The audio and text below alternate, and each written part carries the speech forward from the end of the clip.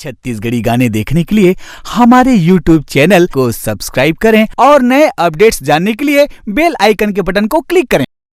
सरला गंधर्व और AVM studio Raipur के ओर ले सावन महीना के भोले बाबा के श्रद्धालु मल्ला जय जय भोलेनाथ।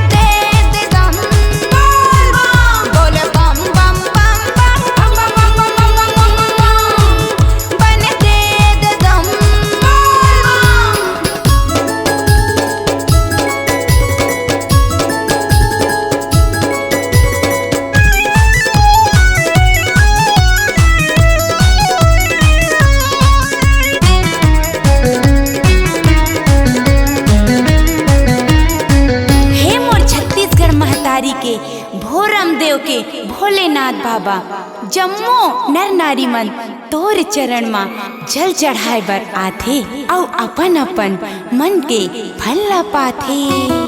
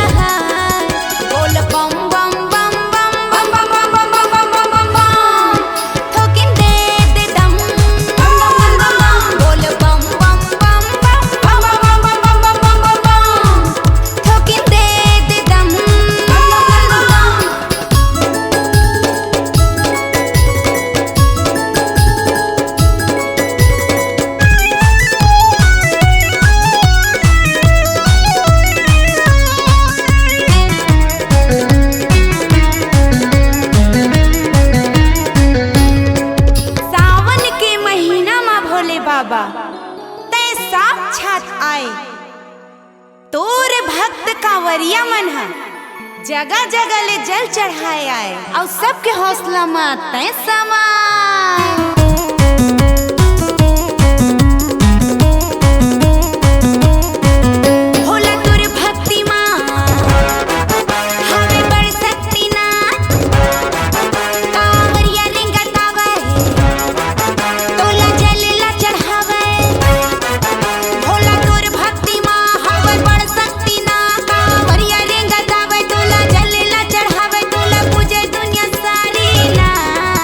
बाबा जम्मो नर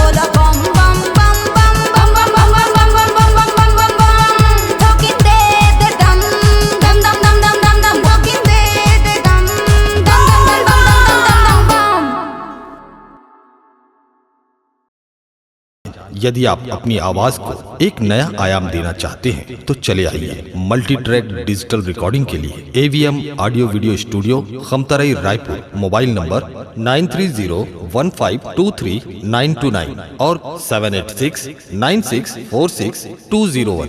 यदि आप नए एवं पुराने गीत सुनना चाहते हैं तो avmgana.com में जाकर गाना फ्री डाउनलोड करें और YouTube चैनल में AVM गाना और KK कैसेट्स को सब्सक्राइब करें।